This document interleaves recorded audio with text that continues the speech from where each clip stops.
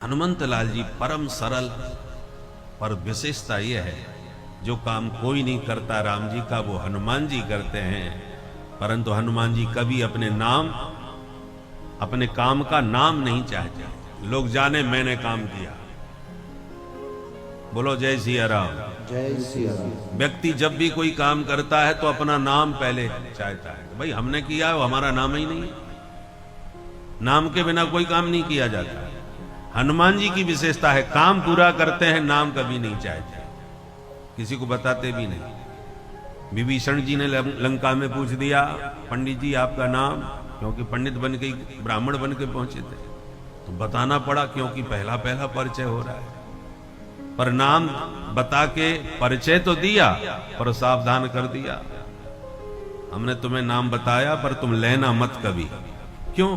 बोले नाम लोगे तो जिंदगी में भोजन नहीं मिलेगा तुम्हें ढंग से। इतने गए गुजरे हैं हम, हमारा नाम ही इतना बेकार है कि सवेरे सवेरे नाम ले लिया तो भोजन नसीब नहीं होगा उस दिन तुम्हें। प्रात ले जो नाम हमारा, प्रात ले जो नाम हमारा, तहि दिन ताहि न मिलहि आहारा। तहि दिन ताहि न मिले आहारा, तहि दिन ताहि न मिलहि आहारा। तहि दिन ताहि न मिले आहारा। असमय अधम सखा सुनो मोह पर रघुबीर। कीन्ही कृपा सुमिरे गुण भरे विलोचन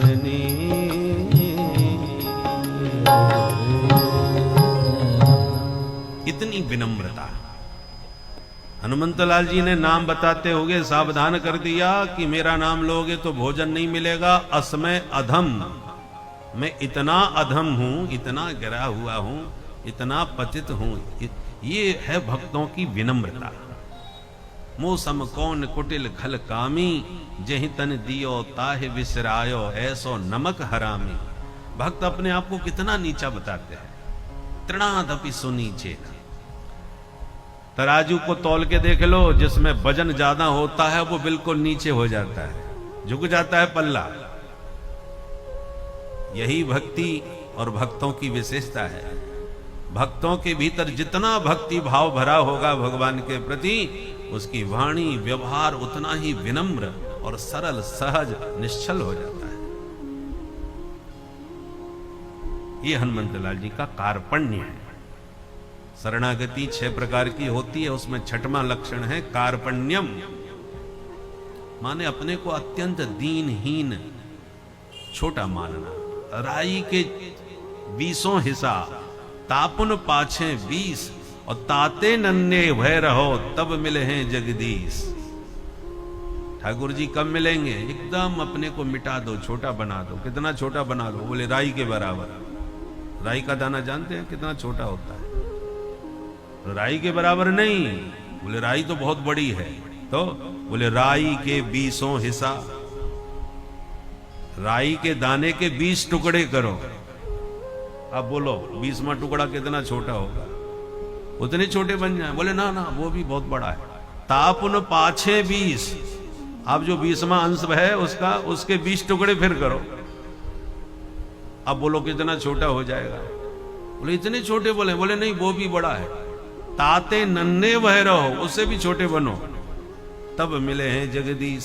इसका मतलब क्या हुआ? अपने आप को बिल्कुल हनुमान जी की तरह मिला दो कि हम कुछ है ही नहीं। अब दुनिया उन्हें सकल गुण निधान कहे, ज्ञानी नाम अग्रगण्य कहे, अतुलित बल धामम कहे, बुद्धिमताम वरिष्ठम कहे, चाहे जितनी विशेषता आप देते रहें, दुनिया वाले दें, पर वो अपने आप को अपने दृष्टि में क्या मानता है?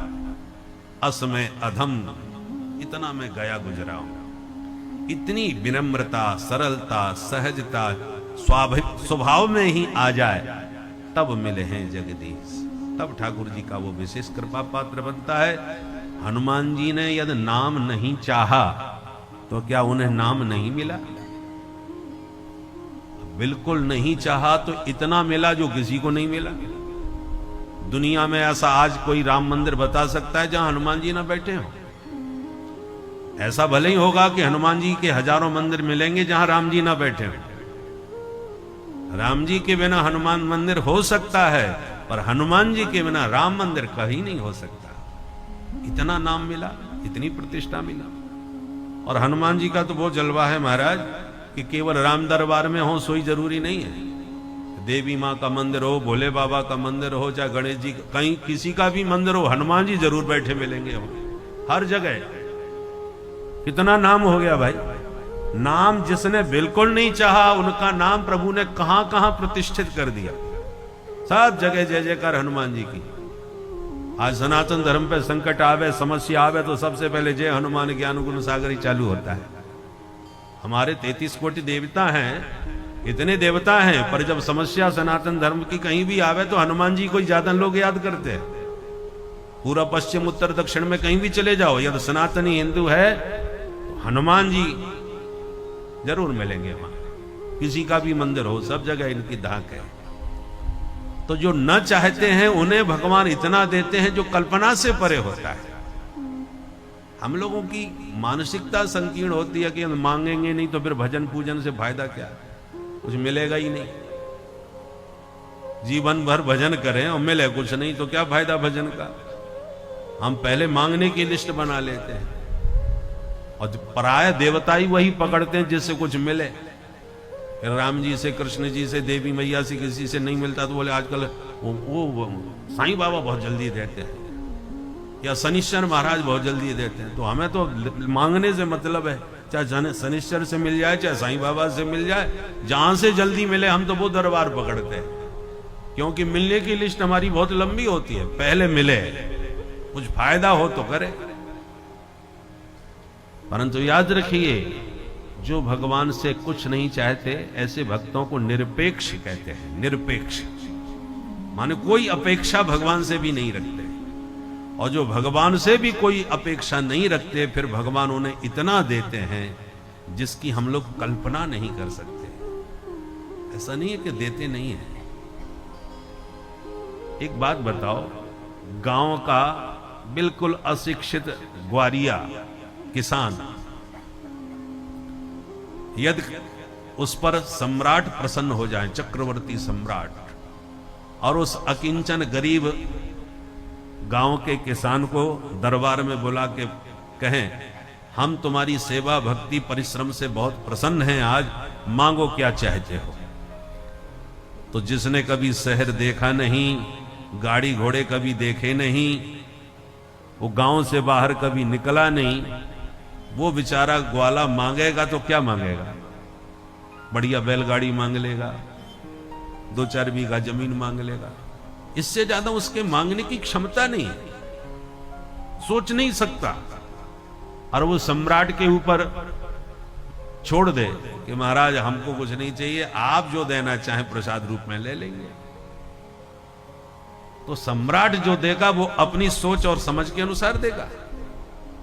आप मांगेंगे तो आप अपनी सोच और समझ के अनुसार मांगेंगे। इसलिए ठाकुर जी से मांगने वाले ज्यादा घाटे में रहते हैं, और जो कभी कुछ नहीं मांगते ठाकुर जी पर ही छोड़ देते हैं, तो फिर ठाकुर जी जो देते हैं वो कल्पनातीत होता है।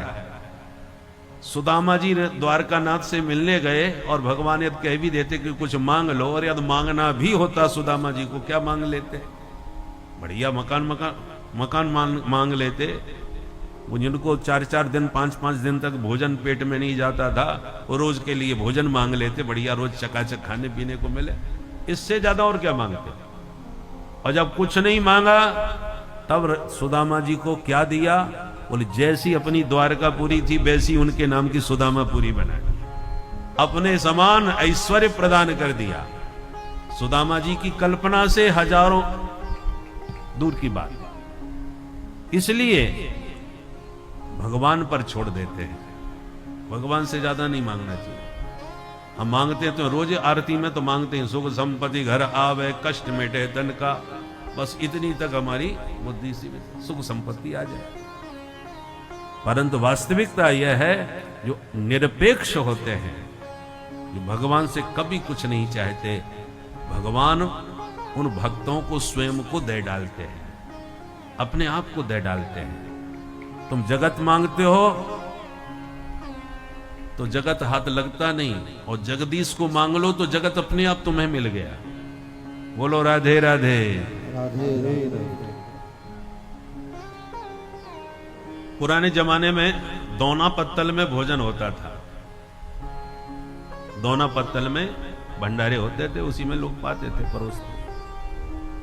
तो जो हमारे बुंदेलखंड में एक बड़ा दोना होता है और एक छोटा। तो बड़ा दोने को तो दोना कहते हैं, और जो छोटा होता है उसको दुनिया कहते हैं, छोटी दुनिया, और वो दोना।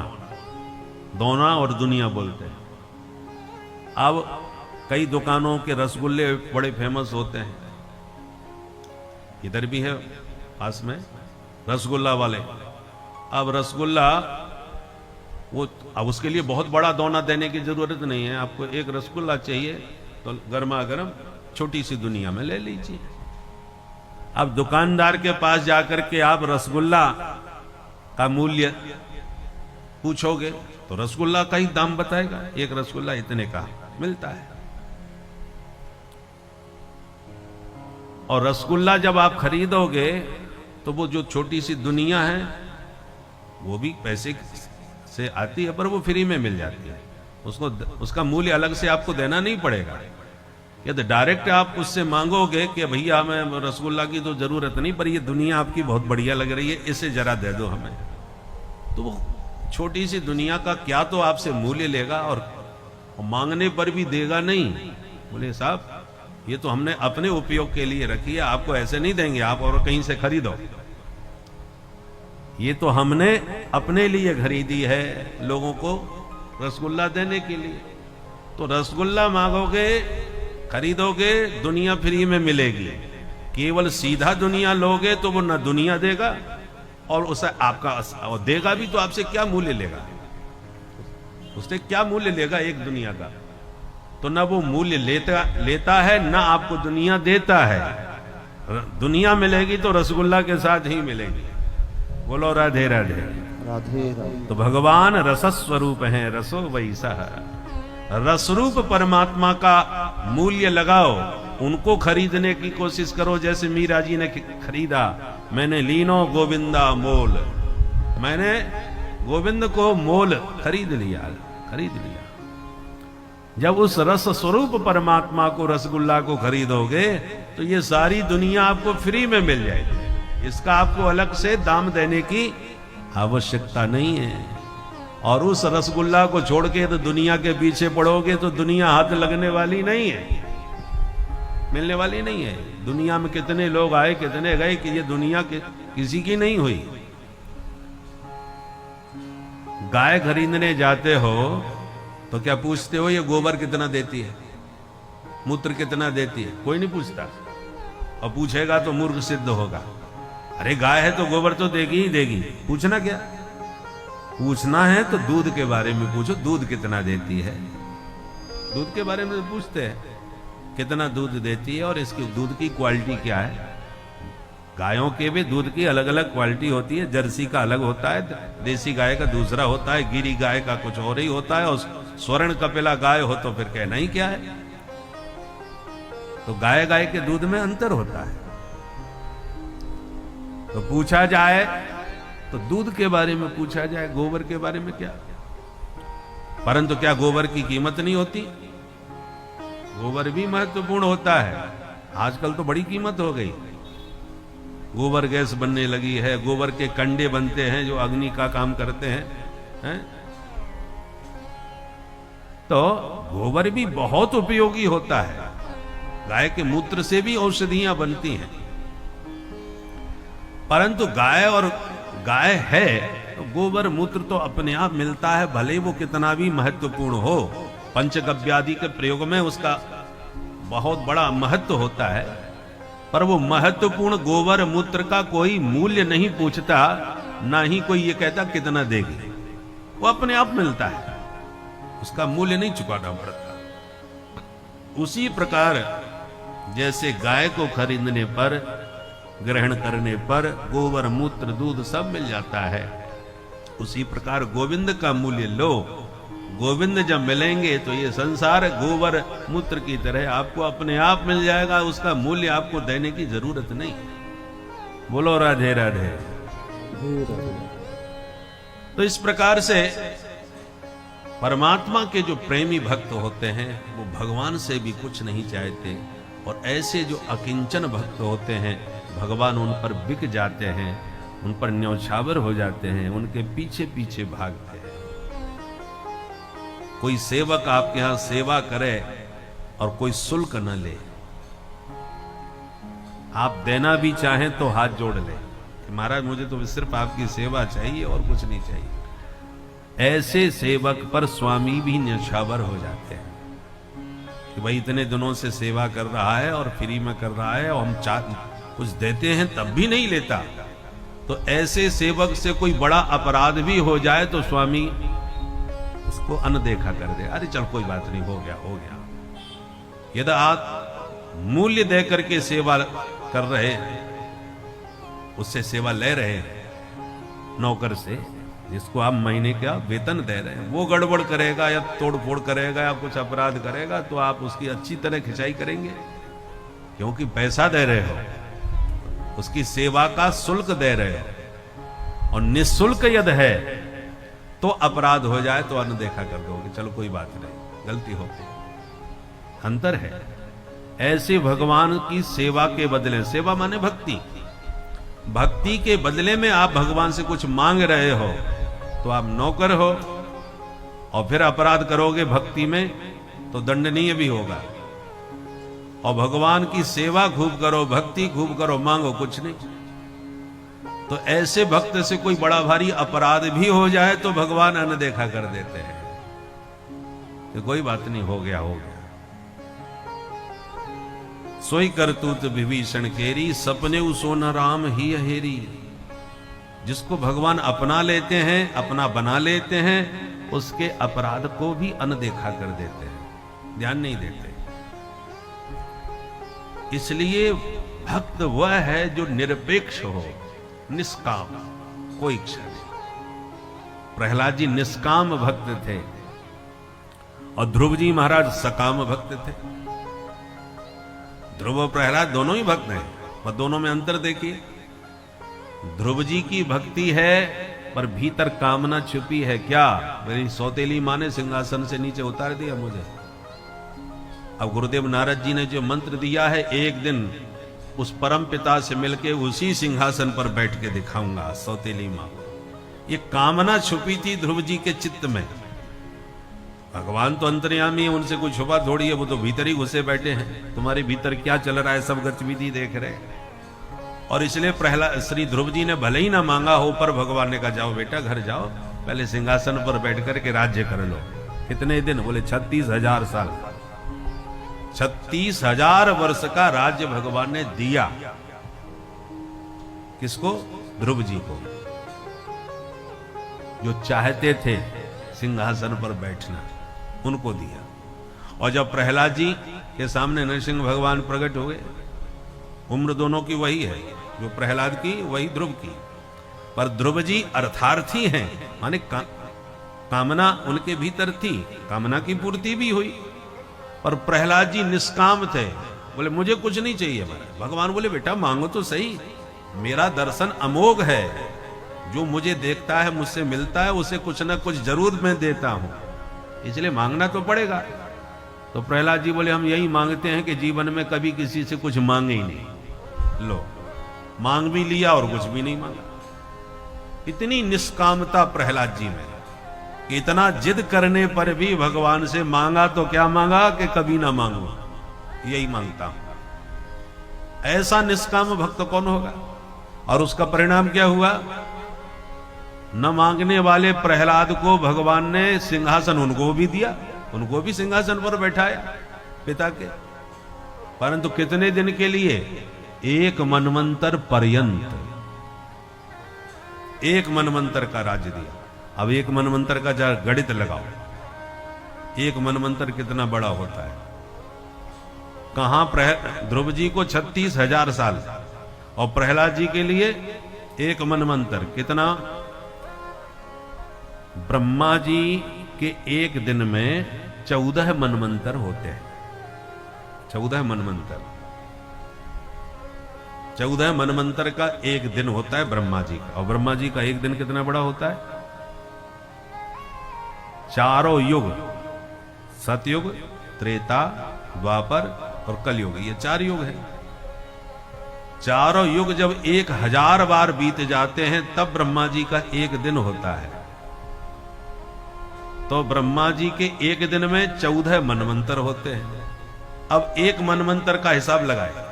1 मनवंतर कितना? बोले 72 चतुर्युगी। चतुर्युगी माने चारों युग जब 72 बार बीतते हैं तब 1 मनवंतर होता है। अब गणित लगाइए। पहले तो एक ही चतुर्युगी, 72 चतुर्युगी का हिसाब छोड़ दो, एक चतुर्युगी की गणना करो। चारों युग एक बार चक्कर लगाएं तो कितने साल होंगे? कलयुग की उम्र कितनी है? 4,32,000 साल। 4,32,000, ये केवल कलयुग की उम्र है। अब इससे ठीक दुगनी द्वापर की है, 8,64,000 साल। फिर 3 गुनी त्रेता की, फिर 4 गुनी सतयुग की। तो चारों युगों की आयु जोड़ ली जाए तो कितनी हो जाएगी? घर जाके हिसाब लगा लेना। 43,20,000 साल, 43,20,000 वर्ष, ये होता है एक चतुर्युगी। अब इसका 72 गुना और कर दो, सोचिए कितने साल हो गए। अब गणित लगाइए।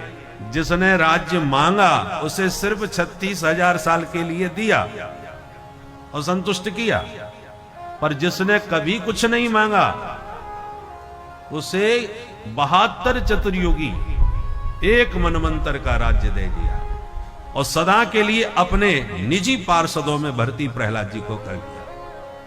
इसी से आप गणित लगा लीजिए कि मांगने पर क्या मिला और न मांगने वाले को कितना मिला। इसलिए निरपेक्ष जो भक्त होते हैं, जो भगवान के बारंबार देने पर भी नहीं चाहते, दीयमानम न गृह्णन्ति बिना मत सेवनम जनाः, ऐसे जो भक्त होते हैं उन पर भगवान इतने रीझते हैं, इतने न्यौछावर हो जाते हैं कि अपने आप को दे डालते हैं। इसलिए ऐसे जो परम निष्काम भक्त भगवान के प्रेमी होते हैं वो भगवान से कुछ नहीं चाहते, केवल भगवान की निरंतर कथा चाहते हैं कि सदा आपके गुणगान श्रवण करते हैं, निरंतर आपकी कीर्ति का श्रवण करते रहें। उनमें से एक हैं हनुमंत लाल जी महाराज। और इसलिए हनुमान जी ने राम जी को इस निष्काम भक्ति के बल पर अपने ही बस में कर लिया। सुमिरे पवन सुत पावन नाम, सुमिरे पवन सुत पावन नाम, सुमिरे पवन सुत पावन नाम, सुमिरे पवन सुत पावन नाम, अपने बस करी राखे राम, अपने बस करी राखे राम, अपने बस करी राखे राम, अपने बस करी राखे राम, राखे राम, राखे राम। भगवान का निरंतर सुमिरन करते हैं, चाहते कुछ नहीं। इसलिए भगवान ने हनुमान जी की प्रतिष्ठा भी की है जन जन में और अपने आप को बस में कर दिया उनके, अपने बस कर राखे राम। तो ये है कथा श्रवण की कुशलता का चमत्कार।